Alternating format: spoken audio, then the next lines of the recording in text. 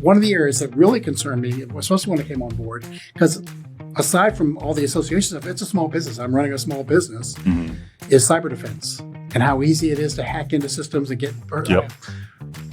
While we're a nonprofit, we run hundreds of thousands of dollars of revenue through there every year. And I'm terrified that somebody's going to get in, get my customers' protected information.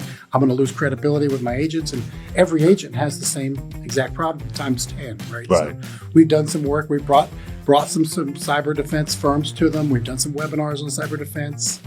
They'll be at our trade show. More of them will be.